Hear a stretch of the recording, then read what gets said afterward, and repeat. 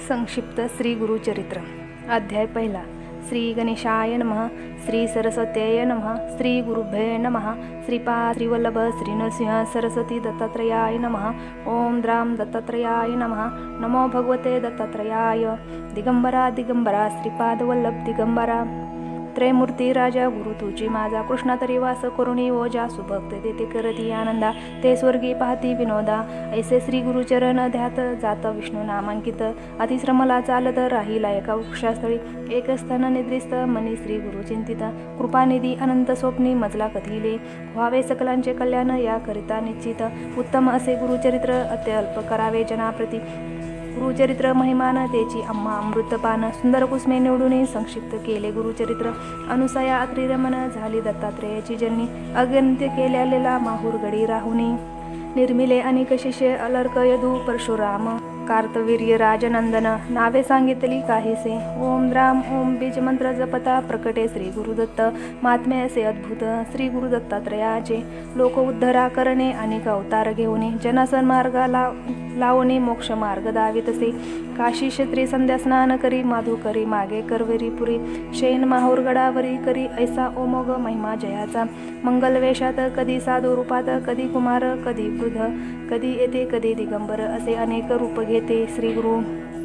ब्राह्मण एक उत्तमवंशी आपला राज सुमती राहत पिठापूर ग्रामासी मनोभावे आराधिती श्री गुरुसी वर्तत ऐसे एके दिनी आला श्री गुरु अति विशेषी ओम भवंती भिक्षाम देही म्हणत विप्रा घरी आले देखा भिक्षा घाली ते नारी दत्तात्रेय साक्षात्कारी प्रसन्न झाले ते वेळी काय हवे माग म्हणती दत्तात्रेय म्हणे दियेसी माग माते इच्छेसी जे जे वासना तुझे मानसी पावसी तरी तू म्हणत असे बोलली पतिवर्ता सुमती स्वामी जे निरोपले आता जननी नाम मज ठेविदा करा निर्धार याच बोला वावा मज पुत्र ऐसा ज्ञानवंत पुराण पुरुषा जगदवंते वेदसृष्या तुम्हा सारिका दाताना तियेची बोल ऐकून प्रसन्न झाला श्री गुरुदत्त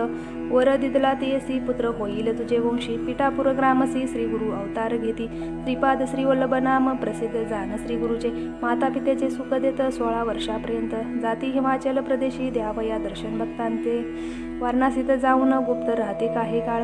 उद्धरले अनेक भक्त गोकर्ण क्षेत्रात येऊनी पुण्य पावन स्थान म्हणून राहिले श्रीपाद गुरु आपण वर्षे 3 गुप्त रूपे तेथून श्री गर्जा प्रवती जाती 4 मास क्रमोनी तेथे निर्वृत्त संमाते आले दर्शन देती भक्तांते पातले तया कुरोपुरा श्रीपाद राहिले कुरोपुरी ख्याती राहिली भूमीवरी प्रकटे महिमा अपरांपारी सांगता विस्तार असे देखा त्या ग्रामीचा रजकेक नित्य त्रिकाळ येऊनी लोटांगण घालूनी नमन करी अतिविनया ऐसे वर्तता एके दिनी आला रजक नमस्कारिसी श्रीपाद म्हणती दयासी एक चित्ते बरेसा श्रीपाद म्हणती रजकासी का नित्य कष्ट तसी काय हवे तुझसी सांग आता मज लागी मने रजक स्वामी प्रत राजा व्हावे ऐसे वाटत या जगात सर्व सुखी राजा एकची असे तो श्रीपाद म्हणती रजकासी प्रसन्न झालो तुझ्या भक्तीसी पुढील जन्मात निश्चिंती राजा होशी मलेच्चवंशी म्हणती स्वामी तया प्रत मीही पुन्हा अवतरत दर्शन देई तुझ प्रत ठेवी विश्वास बोलाचा ऐसे झाली अवसरी श्रीपाद राय कुरोपुर